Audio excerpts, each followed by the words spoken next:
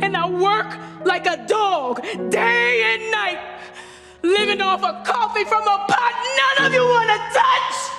My defiance shocked every white person in the room. I was the first black person here who dared to stand up against racial discrimination. There was no restroom for black people in this office building. I had to walk over a mile, running to the next building to find a restroom I could use. The rain soaked me through.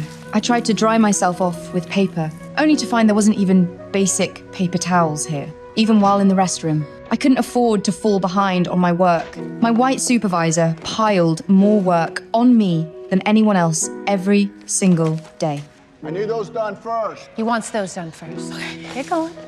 The crushing workload kept me constantly on edge. Coffee became my lifeline. The moment I reached for the coffee pot, every white coworker stared at me with looks of disgust. Their stares cut through me like knives. They were deeply uncomfortable sharing a coffee pot with a black person. This deeply ingrained racism left me feeling powerless and defeated. I had no choice but to silently and anxiously return to my desk. The next day, a coffee pot labeled for blacks only appeared on my desk.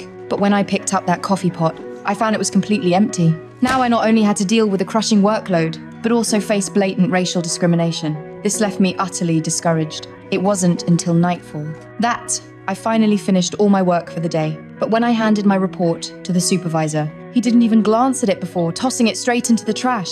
The reason was that the daytime data was already outdated. My report was completely useless because I spent so much time going to the restroom every day. The supervisor thought I was slacking off without giving me a chance to explain. He harshly criticized and berated me.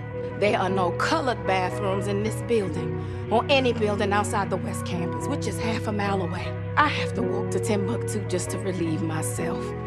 And I can't use one of the handy bikes. My uniform, skirt below my knees, my heels, and a simple string of pearls. Well, I don't own pearls. Lord knows you don't pay colored enough to afford pearls. And I work like a dog day and night, living off a coffee from a pot none of you want to touch.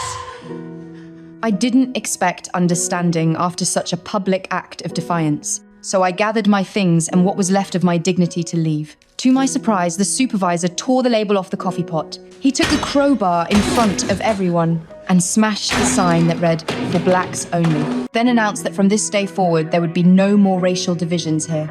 No more colored restrooms. No more white restrooms. Go wherever you damn well please. Preferably closer to your desk.